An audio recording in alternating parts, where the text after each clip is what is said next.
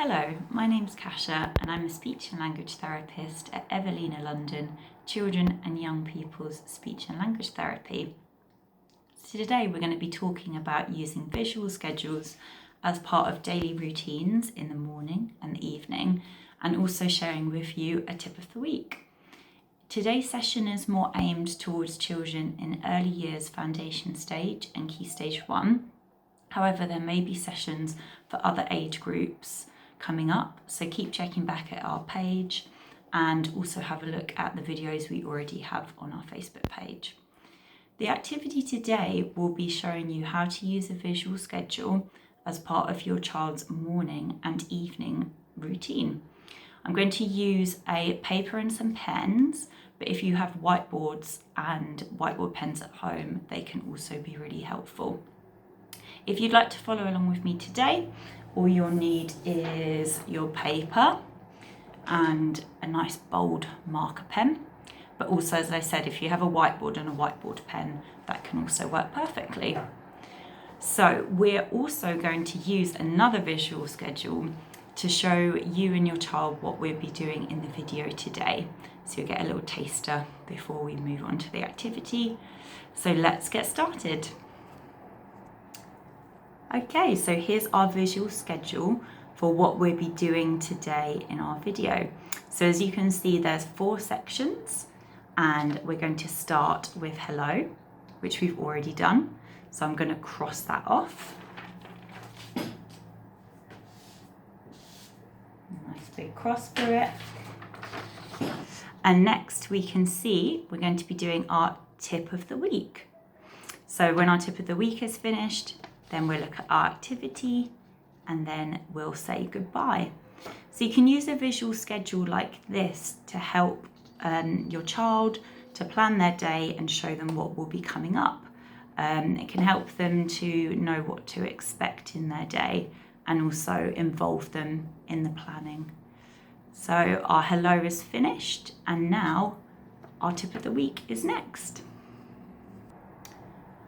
So as we said, next is our tip of the week. So our tip of the week this week is to keep it simple when you're making your visual schedules. So this is in terms of how many steps you have in your visual schedule and also the pictures themselves.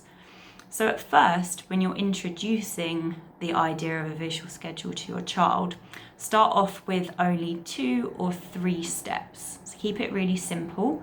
As your child gets more and more familiar with using that visual schedule and checking it to see what's coming up next, then maybe you can start to expand to 4 steps or maybe 5.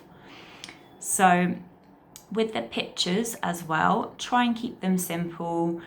We understand not everyone's an artist, including me, so the pictures are very, very simple.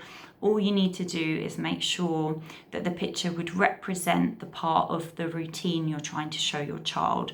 So will your child really understand that that picture means breakfast or that picture means story? So just make sure it's something that's really relevant to them and that you can tell that it's what you're trying to draw. Okay, so to summarise, our tip of the week is to keep it simple with your pictures and the steps in your visual schedule. So our tip of the week is finished. So I've crossed it out. And next we can see, just lost a bit of the light there. Next we can see we are moving on to our activity. Okay, so next is our activity. So for our activity today, I'm going to be showing you how to make a visual schedule for your child's morning and nighttime routines. So if you want to follow along, have your pen and paper or your whiteboard and whiteboard pen ready. Let's have a go. Okay, so we'll start off with the visual schedule for your child's morning routine. So I'm going to keep it really simple. I'm just going to start with 3 steps, like we said in our tip of the week. So I'm just going to section my page into 2 lines to make 3 sections like this. Okay, perfect. So let's think about the 3 main events that happen in the morning for your child. But remember, change yours, adapt yours to what your child will be doing in the morning. So don't just copy this, have a think. So I'm going to go for first, get dressed. So I'm thinking about the pictures that would represent get dressed for my imaginary child. So I'm thinking I'm going to draw a t-shirt, some trousers, and maybe some underwear as well. Okay, and I'm also going to include the writing as well. It's good for your child to see those words in the schedule. So there we go, really simple. I've got get dressed, t-shirt, trousers, and some pants. And then I've written up here, I ran out of space at the bottom, but you can write at the top or the bottom, whatever you want there. So next I'm going to think about what would my child do after they get dressed. So getting dressed is always the first thing. Next I think they're going to eat breakfast. So again, I'm going to write at the top, eat breakfast. And then I'm going to think about what would my child eat for breakfast. So what would make most sense to them. And I'm thinking at the moment they are really liking cereal.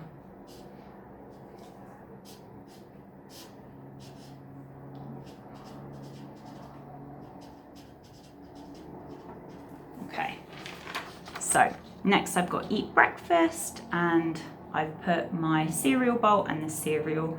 Again, you can see, not the most amazing artist, but it kind of makes sense. I think my child will be able to tell what it is. Okay, and the last thing I'm going to think about, what would my child do after they get dressed, eat breakfast? What would be the last, most important thing in their routine? I'm thinking probably brush teeth. So again, I'm going to write at the top,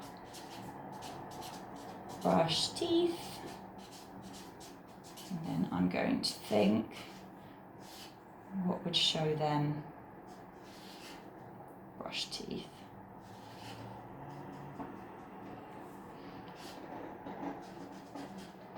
So I've got a toothbrush, and I've got a mouth there. So brush teeth, toothbrush, and the mouth. Okay, so just to summarize, my first step, get dressed, eat breakfast, and then brush teeth. So again, choose pictures that would make sense to your child. So draw the clothes they wear, draw the breakfast that they would eat, things like that, so it's most representative. Okay, so we finished our morning routine visual schedule. Now I'm going to think of a nighttime routine visual schedule. So again, I'm going to choose 3 steps because we're going to start off simple. So draw 2 lines to make those 3 sections there. And I'm going to think what's most important in my child's nighttime routine to show them. I think I'm going to start with put pajamas on, because this is usually what indicates to my child that it's bedtime. So I will write pajamas on at the top. And I'm going to draw a picture that kind of represents what their pajamas look like. Okay. So pajamas on, they've got a long sleeved pajama top and long sleeve bottoms. Next, I think I'm going to do brush teeth. So they always put their pajamas on, then brush their teeth. So brush teeth. And just going to draw the same picture as before. The mouth and the toothbrush. Lovely, nice and simple, brush teeth. And then the last thing I think that's important for my child to see would be story time. So we always do a story time before they go to sleep. So right at the top, story time. And then I'm going to draw a book. You can even think about what book are you reading at the moment. So keep it most representative of that, I'm going to do cat in the hat. So there we go, cat in the hat story time. So to summarise there, we've got pyjamas on, then they brush their teeth, and then it's story time. So to encourage your child to be independent with checking, you can always ask them what's next, what's coming up next, and also encourage them to cross off things when they're finished. So for example, as part of your nighttime routine, your child has checked their schedule. You say, what's next on the schedule? They look pyjamas on, they go and get their pyjamas on, and then you can say, it's finished, let's cross it off.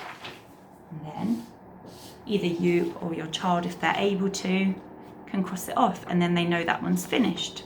And then prompt them to check again, what's next? And then they can go to brush teeth. When that's finished, they'll cross it off, etc., etc. Okay?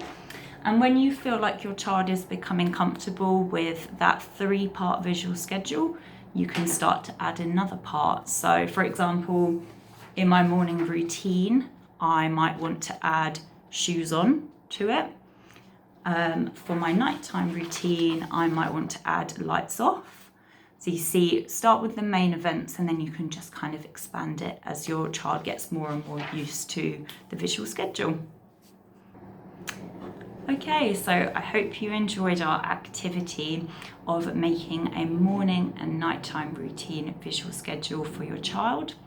Try and have a go with doing this activity yourself at home to show your children roughly what they'll be doing in the mornings and in the evenings.